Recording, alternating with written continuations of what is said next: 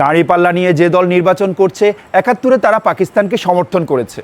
এটি একটি পচা জঘন্য মিথ্যা কথা। যখন অনুবীক্ষণ যন্ত্র দিয়ে খুঁজেও জামাতের কোনো দোষ পাওয়া যায় না, তখন শেখ হাসিনার ব্যবহার করা এই বাক্যটি সকলের জন্য শেষ পুঁজি এবং শেষ ভরসা হয়।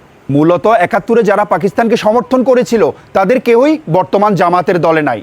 বরং সহি সনদের বাণীটি হলো, ৭১-এ যারা সরাসরি পাকিস্তানকে সমর্থন করেছিল, ২০০১ সালে বিএনপি তাদেরকে কাঁধে উঠিয়ে বাংলাদেশে সরকার গঠন করেছিল। জামাতের ওই চিহ্নিত রাজাকারদেরকে বিএনপি তাদের বগল দাবা করে সংসদে ঢুকিয়েছিল এবং তাদেরকে মন্ত্রী এমপি হতে সহায়তা করেছিল। ৭১-এ যারা বাংলাদেশের বিরোধিতা করেছিল, ২০০১ সালে বিএনপি তাদেরকে নিয়ে ৪ দলীয় ঐক্যজোট গঠন করে তাদেরকে সংসদের প্রতিনিধি বানিয়েছিল এবং জনাব ভারপ্রাপ্ত যাদের সুরে গান গাইতেছে সেই আওয়ামী লীগও যুদ্ধাপরাধীদেরকে নিয়ে দীর্ঘ সময় জোটে ছিল। অর্থাৎ জামাতের নেতৃত্বে যখন রাজাকাররা ছিল, তখন আপনারা দুই দলই তাদেরকে বগল দাবা করে বাংলার জমিনে হেঁটেছেন। কিন্তু সেই যুদ্ধাপরাধীদের কেউই বর্তমান জামাতের দলে নেই। বর্তমান জামাতে যারা আছে তাদের কারো বিরুদ্ধে দেশদ্রোহিতা বা দুর্নীতির কোনো অভিযোগ নেই।